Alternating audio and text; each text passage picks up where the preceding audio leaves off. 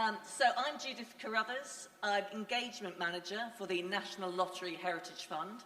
My role then is to try and encourage a wider range of organisations to apply to us. So I'm hoping that today I'll just inspire you about what you can try and come from us, try and get you to understand what we mean by heritage, what we're looking for in our projects, and the sort of support that we can offer to you all.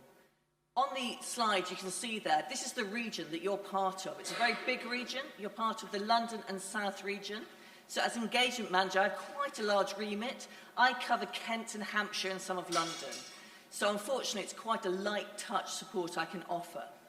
But I'm the person that after today, if you've got any questions, my email will be in this presentation. Do email me after this. So who are we? We are the biggest funder of heritage. Up there it tells you the huge sum that we've funded since 1994. I think it's over 8 billion. Our funding comes from National Lotteries players' tickets, and that's really important to remember when you apply to us, because it's all about the public benefit. You need to be thinking about, when you develop your project, what will it bring for the public benefit, okay? So that's why at the core of all our projects is how can you connect people and communities to heritage. It's not just about restoring buildings, it's all about how can we have active engagement in our projects. And that, I think, can be the challenge for many people when they come to us for funding, is trying to understand what that active engagement looks like. So I'm hoping, by showing you some case studies later on, to give you some ideas of this. So, again, like other funds, I'll just give you some idea of the sort of parameters of our funding. We don't fund individuals, except actually private owners for projects under 100,000. It's mainly non-for-profit organisations. We also fund partnerships there. Not surprisingly, we need to have heritage at the core of your project. It's got to be heritage connected to the UK. We're a project funder. It needs to have a clear beginning and a clear end. And again, as the lottery was set up, we're all about additionality. So if you're a school, for example, coming to us for funding, we can't fund core activity. What do we like to see? Again, it's that vision I'm hopefully already going to show you. We want to see people at the core of your project. We want to see that you're all about trying to get new audiences to engage. We call them new underserved audiences. We want you to know, who do you already engage in your heritage, and who can you try and engage now? What community partners can you reach out to try and get those new underserved audiences to get engaged with your heritage? So that is the vision that we have very much for all our projects. We then have certain priorities, and they're very much about audiences that aren't currently engaging. So we've got a list there. For example, young people, people from low socio-economic backgrounds, people from diverse ethnic backgrounds. But it's all about you knowing the context of where your heritage is and knowing which audiences you're not getting to. That's what we want to see, is you being able to talk about the context of your actual heritage and reaching out to get to new people to your heritage. We then have certain heritage areas that are a priority for us, and currently it's landscapes and nature and community heritage.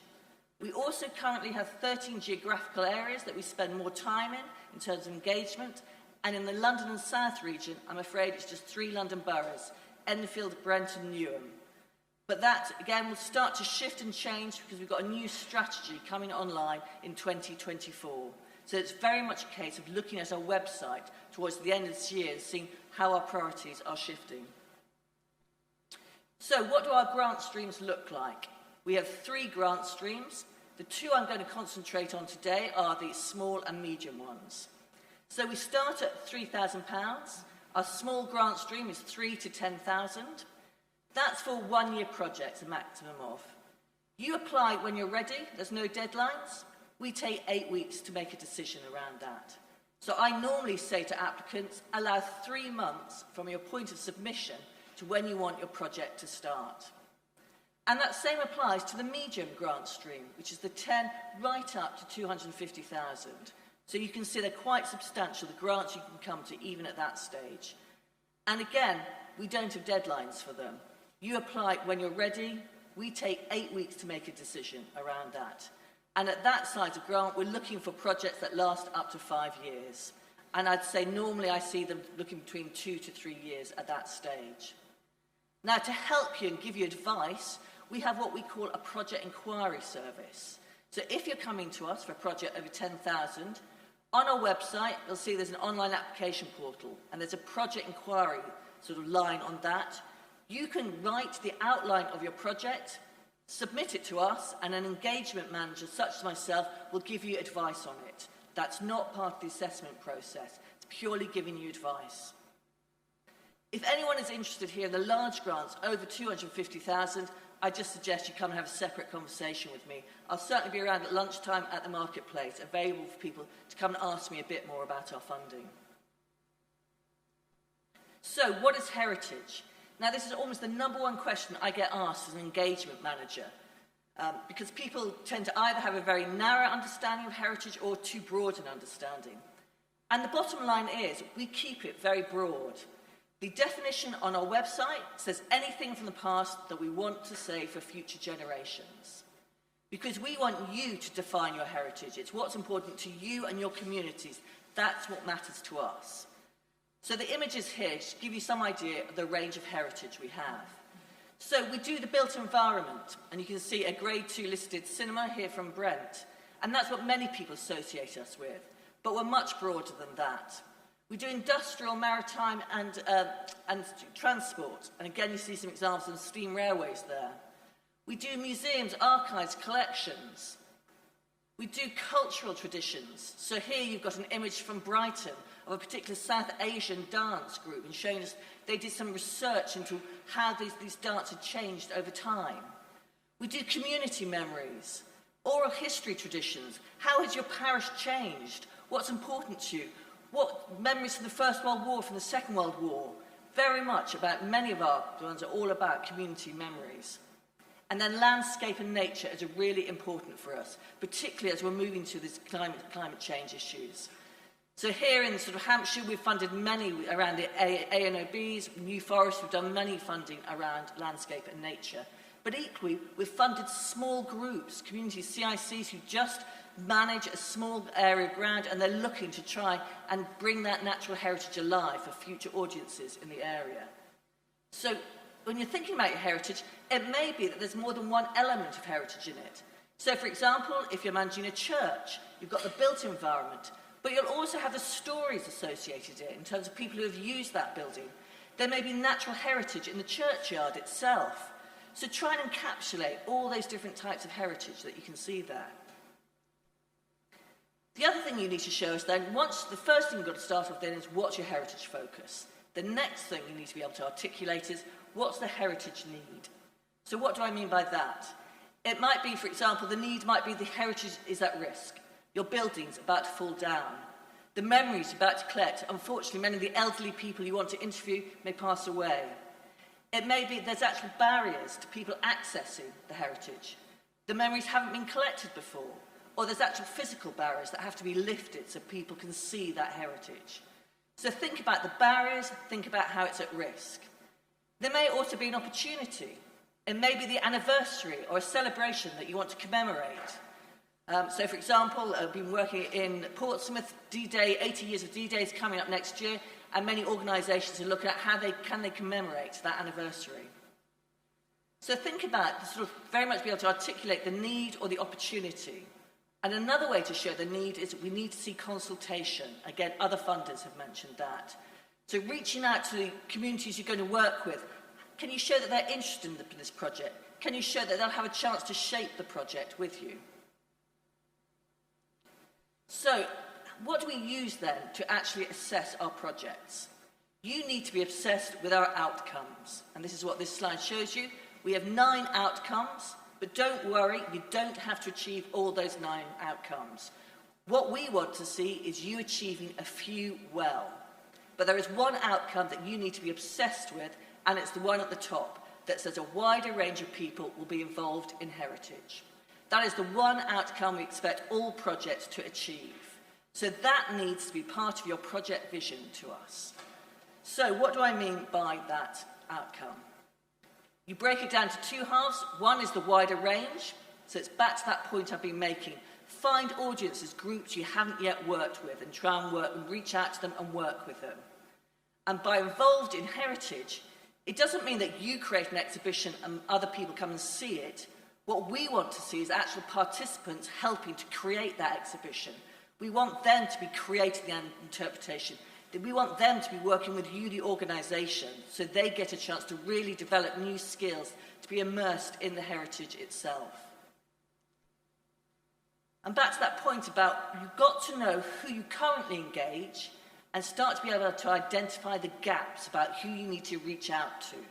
It's all about partnership, I'd say. It's all about reaching out to community partners. So CVSs such as Community First are really vital for someone for you to find out, well, who can we engage with? And I would say, if you're not a heritage organisation, so for example, you might be a mental health charity, but you want to do a heritage project, make sure you've got a heritage partner, such as the local museum or archive, that you can engage with. I'd say, if, for example, if you're a parish council, you've got your church, and you're trying to make sure you've got the restoration of your church, is there a local museum or archive there that you can work with to help you think about the sort of heritage activities you could do? So here we've got just some ideas of what we might mean by heritage activities. It could be workshops where people get trained up in heritage skills. It might be trying to collect people's memories. It might be actual events like a festival. But one thing it's worth knowing about with events, we don't fund just one-off event. So you might be looking to do a festival celebrating a certain occasion. What we're interested in, the longitudinal research that leads to that festival. You can get funding for the festival, but we need to see that more longitudinal work that's gone around developing it, and we need to see the long-term impact of it afterwards. So back to those outcomes. Hopefully I've given you sort of a feeling of what you need for that wider vision, that wider range of people be involved in heritage. And that is very much the one to focus on. Don't get intimidated by the rest of the outcomes. The ones I would look at, that people will have developed skills. Because once you've started thinking about the activities you're going to do in your project, those skills will actually come naturally, because you'll be thinking, oh, we are going to do some oral history collection, so people will develop oral history skills. Oh, we're going to create an exhibition, so participants will get a chance to do some research skills. They'll get a chance to find out how to create a display. So that's a good outcome to think about. I wouldn't worry about the local economy would be boosted or the local area would be a better place to live, work or visit. These can be quite difficult to quantify, so they're not ones I would worry about. Then the ones at the bottom, the heritage will be in better condition, heritage will be identified and better explained, or people who have learnt about heritage, they tend to be quite straightforward for organisations to think about, because they tend to almost be at the beginnings of your thinking of a project. So just look at those three heritage ones and work out which ones are most appropriate for your project. So use those outcomes when you're mapping and thinking about how you're going to organise your project to us. So here's the costs you can include. Again, it's like it'd be similar to the community fund, except we don't fund core costs. It's all about project costing. But you can fund new staff that you will need to run that project, for example. Contingency is very important, I would say, right now, with the inflation costs, with the cost of living. We're recommending between 5 to 10% contingency in projects. We also expect all projects to be evaluated, and we recommend 2 to 7% evaluation costs in your projects. So I've just put this slide in because we see a lot of people coming to us just for capital works projects. And we do fund capital works, but not by itself. That vision, again, I've been talking about a wider range of people being involved in heritage. We need to see activities in your project as well. And it's worth knowing in terms of facilities like toilets, or if you're a church reordering, they tend to not meet our outcomes very strongly. If you're doing a really big project, over 250,000, you can tend to put some facilities in. But under 250,000, any capital works really should be about a restoration work. You've got a grade 2 listed building, you've got a grade 1 listed building, and it needs some restoration work. You could put some costs towards that, but we absolutely need to see activities, though, engaging new audiences in your heritage. So here's just some case studies to give you some idea of the variety of projects we fund. So this is starting with a community heritage project. This was based in Slough. What was the heritage focus? As you see there, it's actually Punjabi wrestling. So a very strong Punjabi community in Slough. they wanted to make sure this tradition of Punjabi wrestling did not get lost. So that community focused on 12 young people who got to carry out oral research of the wrestlers in the community to make sure they could keep those memories. Those young people also got a chance to try out those traditional skills. They then made sure that one of the outputs from it was a documentary, a film, and that meant that other audiences got a chance to share this really interesting heritage. So that was 26,300, and that was 100% fund from us. So we can fund up to 100% under £100,000. Here we've got a nature project. The focus this time was a particular wood, the Hazel Hill wood. The audiences were people who were vulnerable people suffering from mental health issues.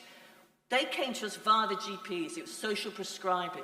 So again, this was a sort of a partnership between the small group who managed the wood and GP surgeries locally.